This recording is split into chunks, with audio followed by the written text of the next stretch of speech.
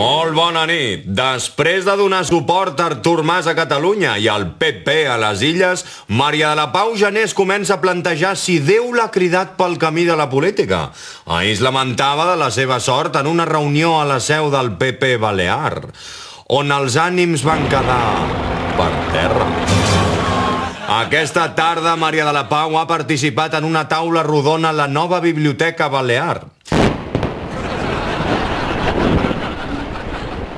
Poc després firmava exemplars del seu últim llibre en un centre comercial.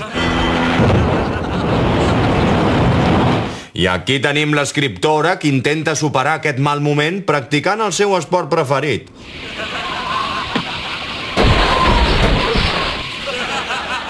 Upa, sembla que allà on va triomfa la mala sort.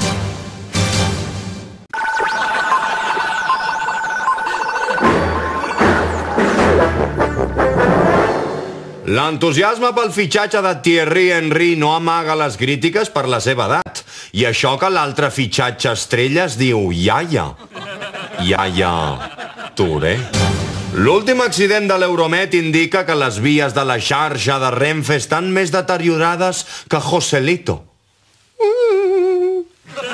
La vicepresidenta del govern ja promet posar-hi solucions.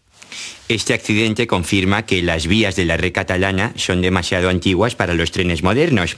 Por lo tanto, hemos decidido poner trenes antiguos. ¿Ven qué fácil? Propera circulació per via 2, Rodalies, destinació Sant Vicenç de Calders. Aquest tren és com els musclos al vapor.